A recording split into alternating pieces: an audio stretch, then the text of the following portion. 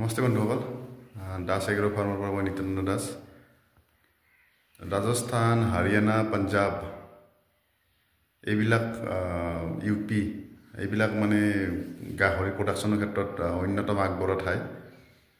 কিন্তু ইয়াৰে মানুহে গাহৰিৰ মাংস খোৱাটো বাদে গাহৰি মাংস মানে চুবও নোৱাৰে নামো শুনিব নোৱাৰে ইহঁতে নাখায় অলপ তথাপি গাহৰি ইমান ফাৰ্ম আছে ইয়াতে ইমান ডাঙৰ ডাঙৰ লাৰ্জ স্কেলত ফাৰ্মিং কৰি আছে গোটেই ফাৰ্মবিলাকৰ গাহৰিবিলাক যায় আমাৰ নৰ্থ ইষ্টত অসমৰ কাৰণে নাগালেণ্ডৰ কাৰণে মণিপুৰৰ কাৰণে আৰু বহুত ডাঙৰ ডাঙৰ ফাৰ্ম ইয়াতে চলি আছে ঠিক তেনেকৈ ছাগলী ভেড়া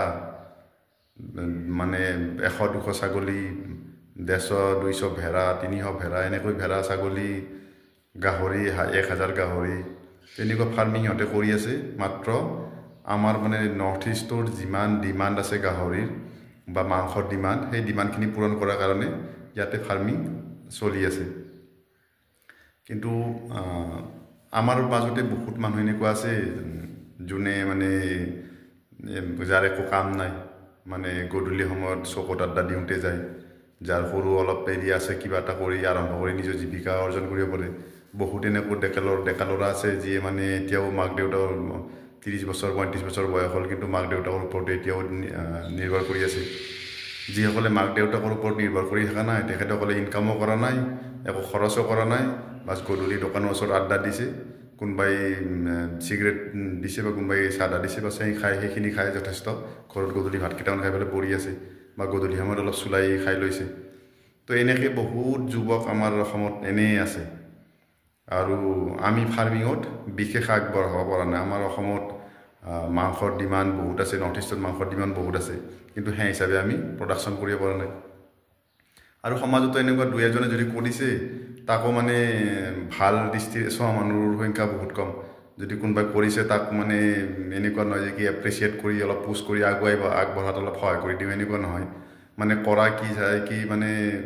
কেনেকৈ তাক আৰু টানি ৰাখিব পাৰি সি যাতে আগবাঢ়িব নোৱাৰে তো সেইটোৰ ওপৰতহে আমি গুৰুত্ব বেছি দিওঁ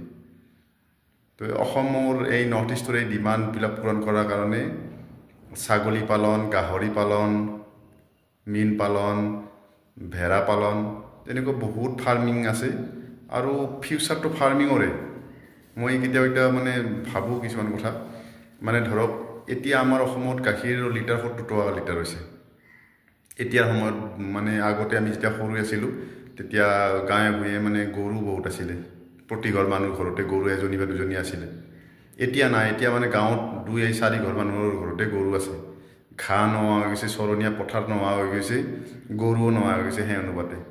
তো অহা 5 বছৰৰ পিছত 7 বছৰৰ পিছত 10 বছৰৰ পিছত গাখীৰৰ কিমান ডাঙৰ ডিমাণ্ড আহিব তো দুগ্ধ পালন কৰি মানে বহুত লোক স্বাৱলম্বী হ'ব পাৰে যাৰ ঠাই আছে যাৰ অলপ জগা আছে সেইখিনি মানে আৰামছে দুগ্ধ পালন কৰি মানে 40-50 টকা এটা মাহত আৰামছে কমাব পাৰে তো ফাৰ্মিঙৰ এটা বিৰাট ডাঙৰ ফিউচাৰ আছে ফাৰ্মিঙৰ ফিউচাৰ মানে যাৰ মানে চৰকাৰী চাকৰি নহয় চৰকাৰী চাকৰিৰ পিছত দৌৰিলেই নহয় চৰকাৰী চাকৰি ময়ো কৰোঁ আৰু মই ভাল ৰেংকতে চাকৰি কৰোঁ তথাপি মই চাকৰি কৰাৰ লগতে মই ফাৰ্মিং কিয় আৰম্ভ কৰিছোঁ কি ফাৰ্মিঙৰ ফিউচাৰ বহুত ভাল আছে ভৱিষ্যতে মানে যাৰ ফাৰ্ম থাকিব মানে যাৰ ভাল প্ৰডাকশ্যন থাকিব সি মানে ভাল এটা ইনকাম কৰিবলৈ সক্ষম হ'ব কাৰণ পপুলেশ্যন বাঢ়ি গৈ থাকিব ডিমাণ্ড বাঢ়ি গৈ থাকিব সেই হিচাপে মানে কাম কৰা মাটি বা খেতি কৰা মাটি বা ফাৰ্মিং কৰা মাটিৰ পৰিমাণ কমি গৈ থাকিব তো সেই হিচাপে ফাৰ্মিং কমি গৈ থাকিব তো সেইফালৰ পৰা ফাৰ্মিঙৰ পটেঞ্চিয়েল বহুত আছে আমি কৰিব লাগে আগবাঢ়িব লাগে আৰু আগবাঢ়িলেহে আমি মানে অসমৰ বা নৰ্থ ইষ্টৰ ডিমাণ্ডখিনি পূৰণ কৰিবলৈ সক্ষম হ'ম মই সেইভাবে ফাৰ্মিং কৰি আছোঁ চেষ্টা কৰিছোঁ যাতে কিছু সংখ্যক নৱপ্ৰজন্মক মানে ডেকা ল'ৰা ছোৱালীক মানে মই উৎসাহিত কৰিব পাৰোঁ অনুপ্ৰেৰণা দিব পাৰোঁ আৰু মোৰ পৰা শিকিব পাৰে সেইকাৰণে ফাৰ্মিং আৰম্ভ কৰিছোঁ দাস এগ্ৰ ফাৰ্মখন হৈছে মানে গাহৰি ছাগলী আৰু গৰু 3টা আছে মোৰ তাতে আৰু ভৱিষ্যতৰ পৰিকল্পনা আছে যিহেতুকে 3টা আছে মানে বাৰ্মি কম্পোষ্ট ৰেডি কৰাৰো মানে এটা পৰিকল্পনা আছে চেষ্টা এইখিনি কৰিছোঁ মানে কি ভৱিষ্যতে নতুন প্ৰজন্মৰ মানে নতুন ল'ৰা ছোৱালীখিনিক মানে হেৰি কৰিব পাৰোঁ ইনস্পায়াৰ কৰিব পাৰোঁ আৰু মোৰ যি 2 বছৰ যোৱা 2 বছৰৰ অভিজ্ঞতাৰ পৰা বা ভৱিষ্যতে আৰু অভিজ্ঞতা যেতিয়া বাঢ়ি যাই থাকিব তেতিয়া নতুন মানে চামক সহায় কৰিব পাৰোঁ তো সেইফালৰ পৰা চেষ্টা কৰি আছোঁ মোৰ তাতে ডিউৰক ইয়ৰ্কশ্বায়াৰ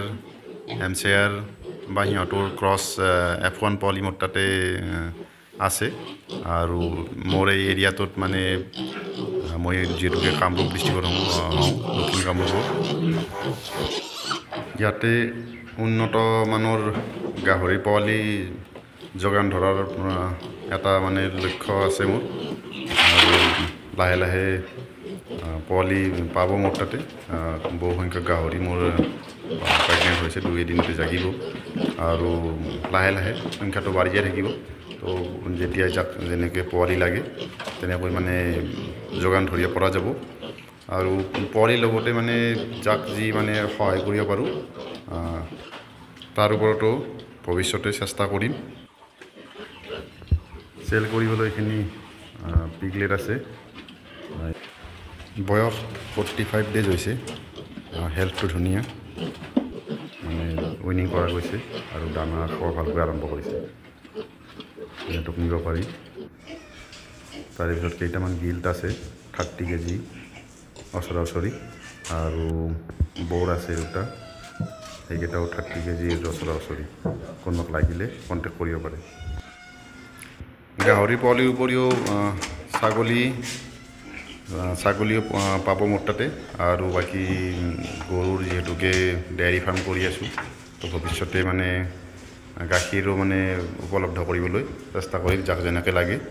তো বহুত কিবাকিবি চেষ্টা কৰিছোঁ আমাৰ প্ৰচেষ্টাই মানে আমি ধৰাধৰিকৈ আগবাঢ়িব পাৰোঁ যাতে আৰু অসমত মানে পশুপালনৰ ক্ষেত্ৰত অসমখনো এখন ভাল ভাৰতৰ ভিতৰত এখন ধনী ৰাজ্য হিচাপে পৰিচিত কৰাৰ আমি আমাৰ চেষ্টা কৰি আছোঁ আৰু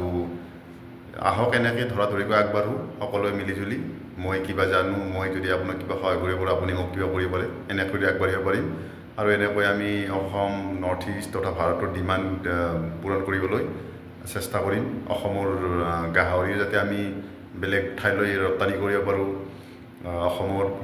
প্ৰডাকশ্যন হোৱা ছাগলী আমি বেলেগ ৰাজ্যলৈ পঠাব পাৰোঁ অসমৰ মানে দুগ্ধ উৎপাদন বঢ়াই পেলাই বেলেগ ৰাজ্যত আমাৰ মানে গাখীৰ আমি ছাপ্লাই দিব পাৰোঁ তো এইবিলাক আমাৰ লক্ষ্য হোৱা উচিত এইবিলাকৰ বাবে আমি কাম কৰিব লাগে আৰু সকলোৱে এজনে এজনক সহায় কৰি মানে আগবঢ়াই দিব লাগে ঠেলিব লাগে পুছ কৰিব লাগে যাতে সকলো সফল হ'ব পাৰে আজিলৈ ইমানেই দাস এগ্ৰ'ফাৰ্মৰ পৰা মই নিত্যানন্দ দাস ধন্যবাদ